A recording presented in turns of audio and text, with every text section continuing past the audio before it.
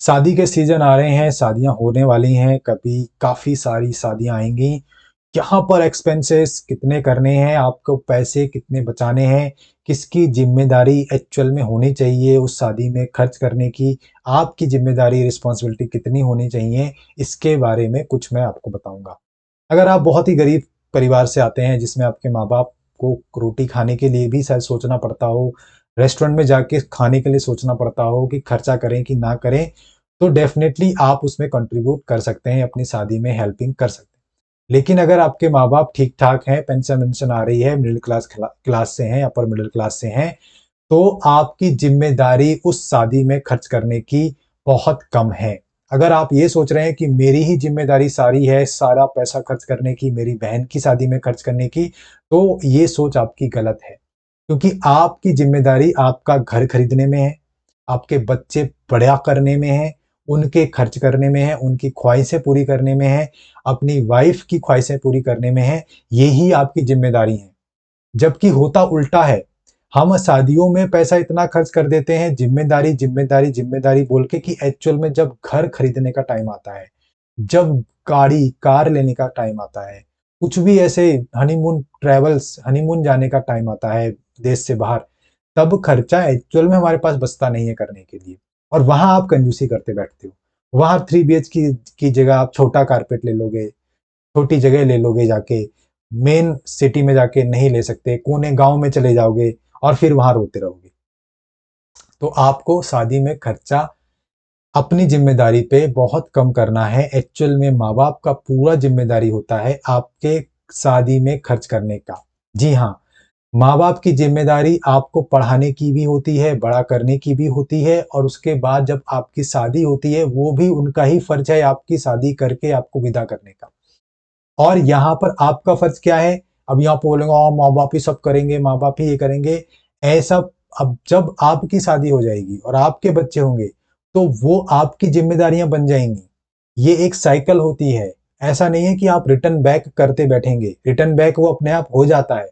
जब आप उनको साथ रहेंगे, उनको साथ खाना खिलाएँगे, उनको साथ रखेंगे, उनके साथ देखभाल करेंगे, वो रिटर्न बैक हो रहा है।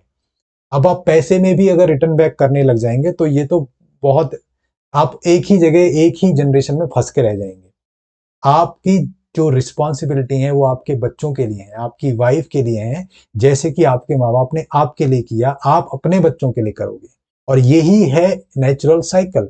जो भी आप एनिमल किंगडम में देखते हैं, जब बच्चा बड़ा होता है, उसको बड़े होके शेर जब बड़ा हो जाता है, वो अपने फैमिली से दूर जाके अपना खुद का इलाका बनाता है।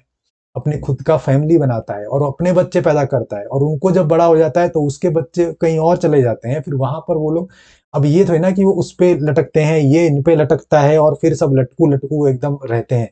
ऐसा सिस्टम एनिमल किंगडम में भी नहीं होता है। ये इंसान में ही ऐसा सिस्टम बना रखा है। तो इंसान एक इमोशनल है क्रिएचर मैं मानता हूँ। इंसान बहुत हाईली इंटेलिजेंट है, ये भी मैं मानता हूँ। इसलिए हम साथ रहते हैं, साथ रहते हैं। लटकते नहीं, हम साथ रहते हैं, साथ एक-दूसरे की सेवा करते हैं, इमोशनल बॉन्ड रखते हैं, बातें करते हैं, टच में रहते हैं, यही इंसान है। यहाँ जब पैसे की बात आती है, तो शादी में अगर आप सारा खर्च कर देंगे पैसा, आपकी जितनी भी कमाई है, जो आपने जॉब से कमाया है 5 साल, 6 साल, वो सारा अगर खर्च कर देंगे, तो आपकी मैरिड लाइफ में इश्यू आने शुरू हो जाएँगे। आपकी मैरिड लाइफ सफ़र करना शुरू कर देगी क्योंकि आपके पास एक्चुअल में अब खर्चा करने के लिए पैसा नहीं बचा है। आपको अब 5-6 साल और वेट करना पड़ेगा कुछ नई ख्वाहिश पूरी करने के लिए आपकी। कुछ नई गाड़ी लेने के लिए, कुछ नए फ्लैट लेने के लिए, अपना घर खरीदने के लिए, अपनी जो भी कह लो, अपनी फैमिली, अपना बच्चा भी आप लेट करोगे क्योंकि आपके पास पैसे नहीं है पालने के लिए बच्चा या उसको पढ़ाने के लिए या कुछ भी, जो भी आजकल सोचते हैं लोग कि बच्चा हम नहीं करेंगे क्योंकि हमारे पास पैसा नहीं है।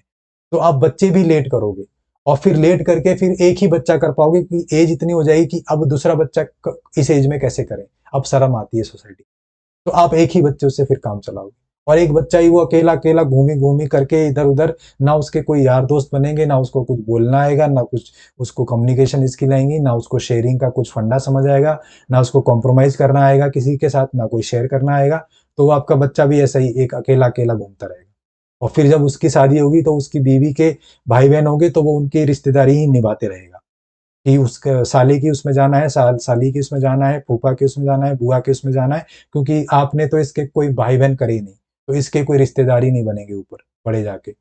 और ये फिर अपनी वाइफ़ के ही उसमें रिश्तेदारों में घूमता रहेगा। तो ये एक अलग चीज़ है, अलग टॉपिक है, जो मैं कभी नेक्स्ट वीडियो में बात करूँगा।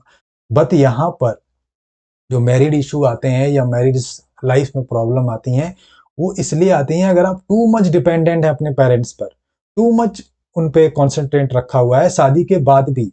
जबकि शादी के बाद आपको दोनों तरफ बराबर फोकस रखना है, दोनों तरफ बराबर ध्यान देना है। ये नहीं कि एक ही तरफ आप लटक रहे हैं या एक ही तरफ आप सब कुछ दिए जा रहे हैं, और एक तरफ जहाँ पर इमोशनल नीड है, आपकी एक्चुअल में ज़रूरत है, ऐसा हस्बैंड, वहाँ पर आप कुछ भी नहीं करे जा रहे हैं।